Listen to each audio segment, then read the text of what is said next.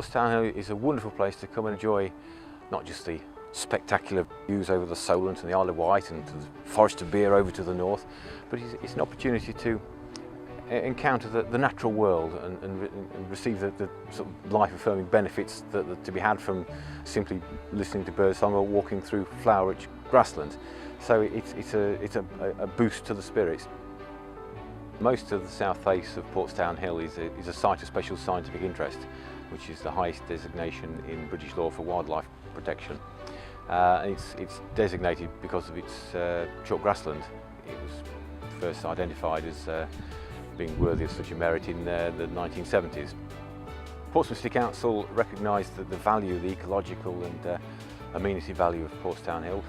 We receive funding from Natural England through the High Level Stewardship Scheme to help support the work.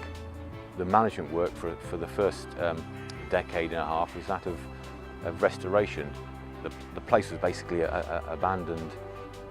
What we've had to do is clear a great deal of scrub, which we did through hand clearance with lots and lots of volunteers clearing the bushes back, and a lot of machinery and just general hard work, so reducing the scrub cover till it was at a manageable level. A lot of the clearance of the scrub has been carried out by volunteers, and they come up every Wednesday and weekends just to keep battling away at the scrub, clearing rubbish, installing access points, gates and water troughs and various features like that. Basically keeping the place together. And were it not for those, it was very difficult to look after the place at all. They do a great job. I'm very grateful to them. Whilst we were clearing the scrub, we were also introducing grazing again. So we graze cattle mostly, sometimes horses, and most recently we've started reintroducing sheep, which haven't been grazed on Portsdown since the 1940s. So it's very nice to get those back after quite a long break.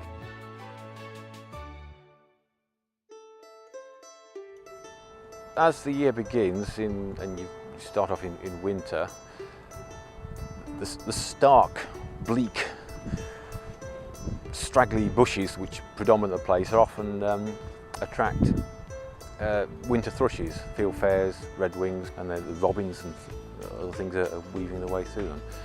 As spring finally arrives, the spring flowers emerge, and it's always nice to see sheets of cowslips and the blue of hairy violets. Moving through into the early part of summer, you get this amazing effect of large carpets of kidney vetch. It's bright yellow. You can actually see the yellow from Portsmouth, so bright is the yellow, and the small blue butterflies that feed upon that. And as the summer progresses, different colours, there's almost a shift in the colour scheme. Towards the end, the latter part of the summer, there's a shift towards blues, as scabious of different sorts come in, and with those, of course, and as the different flowers come, there's a change in the butterflies. Green hair streaks will be floating around the tops of the bushes in May. In June, you'll be the small blue butterflies will be out. Late summer is marked by the arrival of the charcoal blue butterflies. And at the right time of year, the grass is a shimmering mass of small blue butterflies and all various other species of butterflies. Well, it's rather an attractive sight in its own right, which is rather a nice thing to see in this day and age. For people interested in grasshoppers and bush crickets and things of that sort, there's plenty of those. Great green bush cricket, for instance, which is about the size of a locust and quite a startling insect. Interesting spiders. You know, there is something for everyone who's interested in the different branches of entomology and botany and the study of invertebrates.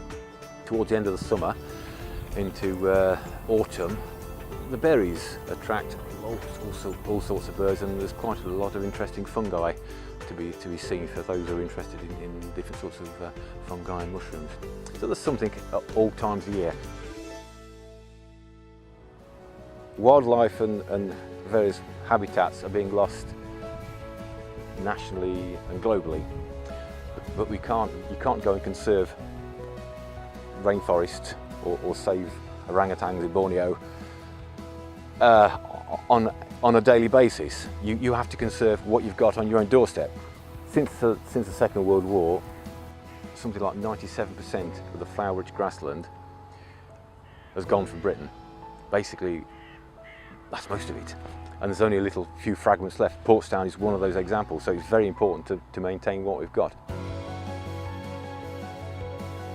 Once you've left the confines of the car park, you've got couple of hundred acres of open space to roam around in and really enjoy the natural world at its best.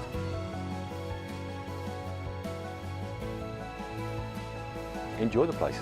That's what I would hope the place, that would be the legacy of what we're doing.